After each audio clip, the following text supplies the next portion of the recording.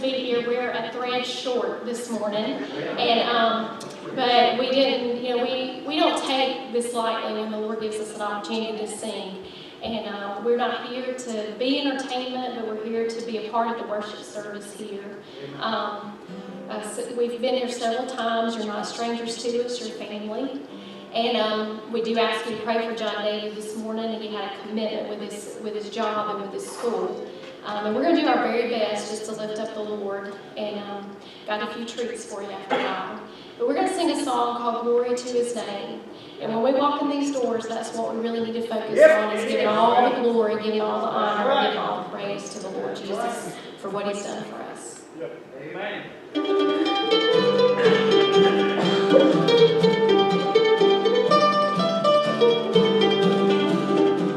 Down at the cross where my Savior died, down where from cleansing from sin I cried, there to my heart was the blood applied. Glory to His name, glory to His name, glory to His name.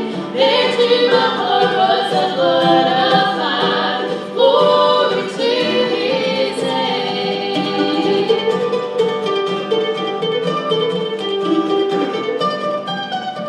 Amen. I am so wondrously saved from sin. Jesus so sweetly abides within. There at the cross where He took me in.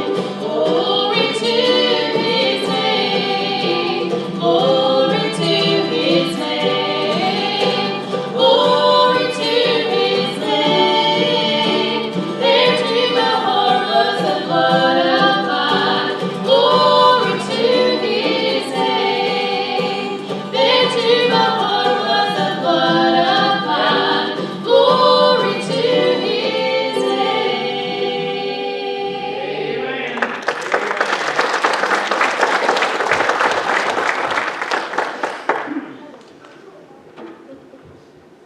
You guys can play anything about it. Brother Todd asked me right before we started, he said, was Daniel back with us? If anybody knew us from years ago, we had a banjo player named Daniel that played it. And it reminded me, right after Daniel left, a lady I worked with, she said, well, at least y'all still got John David. And I said, well, they don't say a whole lot for me and Scott does. We're counting on Daniel and John David to pull us through today. You just got a remnant. Brother Ed said something in the scripture, after a scripture reading, that said that, we celebrate Jesus not only at Easter, but we should celebrate Him all the time. Amen. And so if we take that into consideration, it really don't matter, who's standing up here. Right. Because if we were here to entertain or to try to be a band that maybe you went to go see, it would be discouraging if you got there and certain people weren't there. But we're just here just to worship Him. Amen. Amen. I heard a quote Amen. earlier this morning.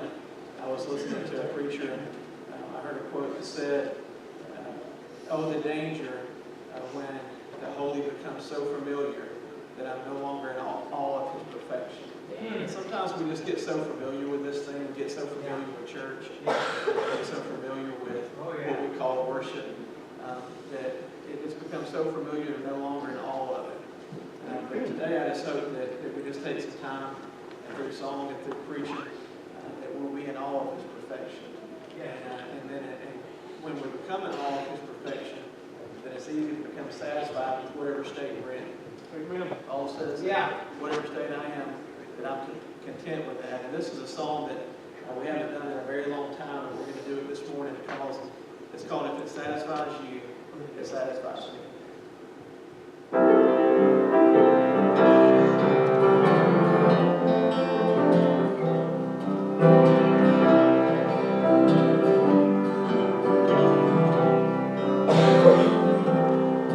In the Garden of Gethsemane, I can see my Savior there as He talked to His Father in earnest prayer.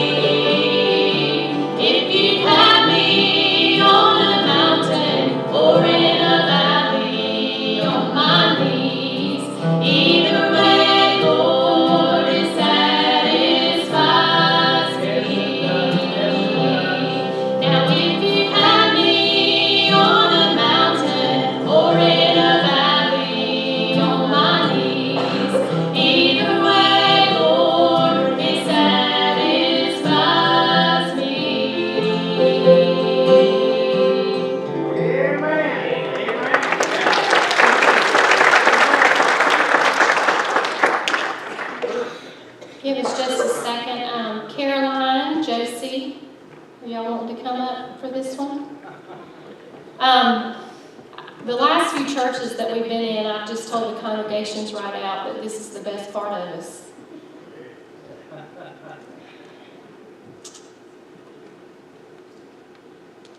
I think about the fact that 20 years ago, the Lord took a bunch of kids that really didn't even understand ministry.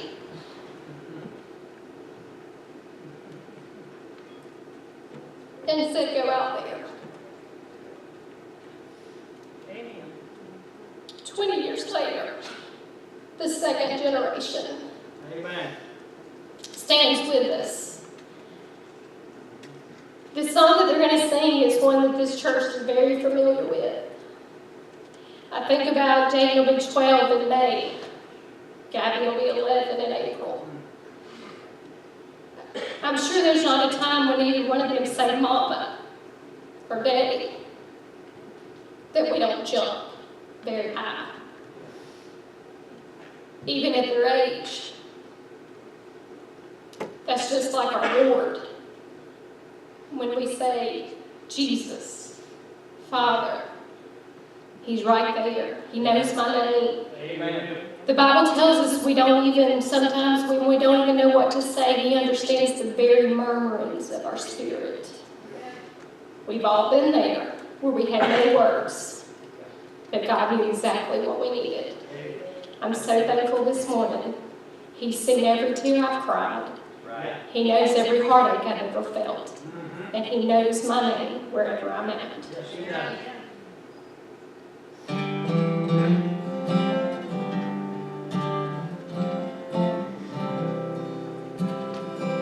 He counts the stars, one and all. He knows how much sand is on the shore. He sees every sparrow that falls. He made the mountains and the seas. He's in control of everything, of all creatures great and small. He knows my name, every step that I take, every move that I make, every tear that I cry. He knows my name when I'm overwhelmed by the pain. Can't see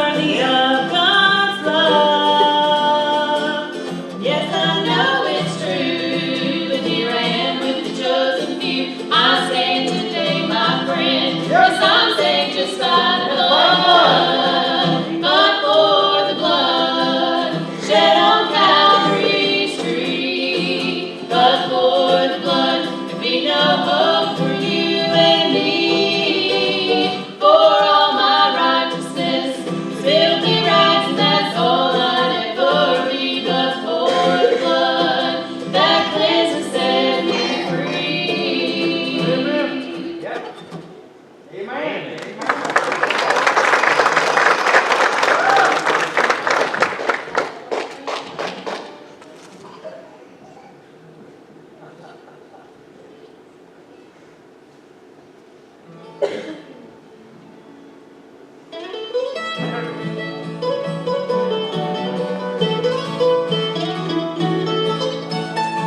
What a friend we have in Jesus, all our sins and griefs to bear. What a privilege to carry everything to God in prayer. Oh, what peace we often forfeit. Oh, what needless pain we bear. All because we do not carry everything to God in prayer.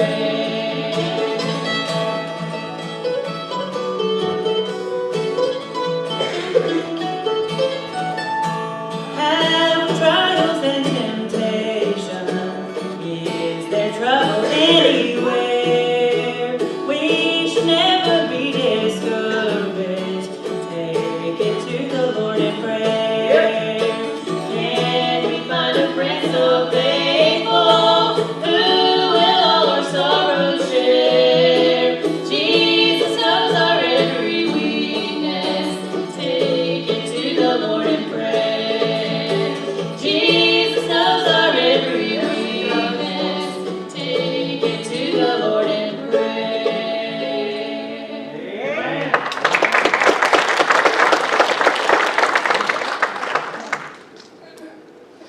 So Russell, you played those ones you made out of caps or something today? Yeah.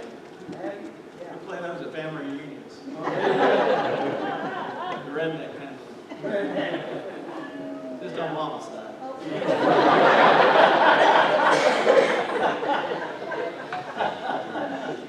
I thought about this song this week. There's a group of guys I get together and study a little bit with, and one of the guys that was new to our group, he said, Brother Russell, when did you come to know the Lord? And I said, well, you're looking at it right now. And I said, now, I got saved when I was 15, but I feel like I'm just now coming to know Him. Yeah. And it's a process. When I heard the other day in a message, the guy said that the majority of church members that are saved, they know of God. Yeah. And then he said, then there's the Wednesday night crowd that comes to study, and then they know what they believe about God. Yeah. They know what they believe and why they believe it. And then he said, and then there's a few minority that truly know Him and walk with Him. Yeah. And that kind of stuck out to me. And as I was talking to this guy about getting saved when I was 15, but just feel like the more I learn, the less I know about this thing. Yeah. But in 2 Timothy, I think it's 1:12, it says that I know whom I have believed. Now, I was raised right in church and in a godly home, so at a very young age, I knew what I believed. But it takes life experiences and being able to walk with Him to really know whom we have believed in. And it's only through that part of it can we get that second part where it says that we are persuaded that He is able. There's no way that we can be persuaded that He is able unless we truly know whom we have believed in. And this song is called Peace Speaker, and it says that I know Him by name. It's easy to know the names of God. There's tons of names through the Bible that describe God, and He has different names throughout it. But it's not until that point that we can truly call Him friend and walk with Him. Not a friend like it's a casual relationship, but a friend that knows they're going to be there no matter what. And so I don't know at what stage you are in your walk today, but I pray that you not only know about Him and then know what you believe about Him, but you'll truly know Him.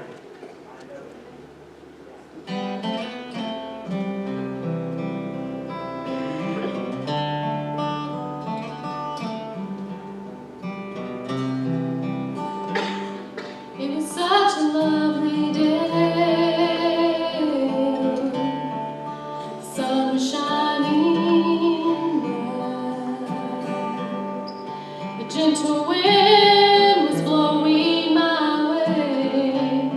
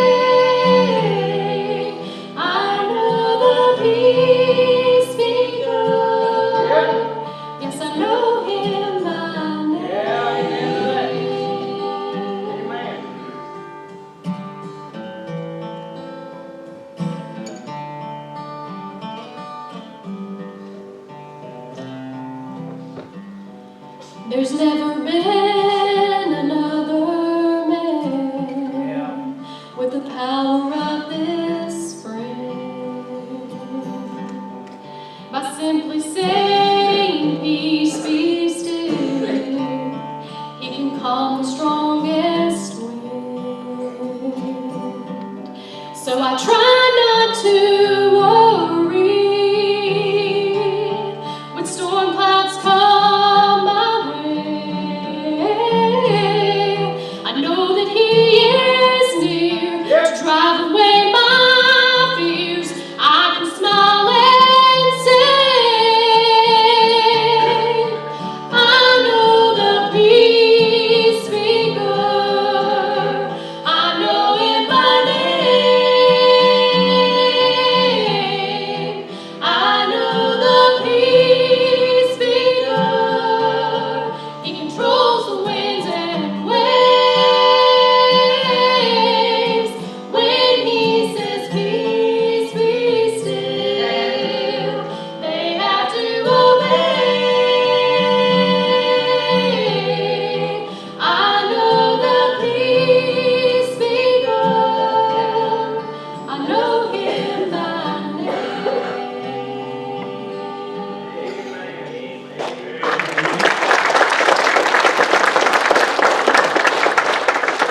We're going to do one more for you before the pastor comes, and the girls are actually going to come and sing verses on this one. And I thought so much about what Russell said when he was introducing Peace Speaker. We were back in one of the back rooms, kind of running through some stuff, and personally, some of my best times is when I get to be with this group, because we don't just have a good time and sing and enjoy our friendships and our fellowships, but we have a lot of discussions sometimes about where we are and how we've grown and how we experience things. You know, it's real easy to look out into the world and look at maybe unsaved people, or look at people that are saved but they're not walking with the Lord, or maybe they're saved, they're in the church, they're trying to do their best, and it's real easy to look at them and think, boy, if I were them. And one thing we talked on is, until you've been in a place that they've walked or they've been, you really have no idea what you do. And we talked a lot about there are things in my life and their life, and we were sitting back there talking about how now, when we look back on that, how much we learned during those experiences. And really, it helped our faith to grow, and what we believe helped our beliefs grow. Because we've all been brought up in churches and good homes. This song talks about, did I mention he's been faithful? Yeah, I love this. Now, I can tell you from the time I was an 8-year-old girl, I could tell you that God would never leave you nor forsake you. That's right. But I didn't know what I was talking about until I hit to be an adult. Yeah. And then you're sitting at an impasse in your life, and you really say, what? Are you kidding me? And God says, do you believe me or not?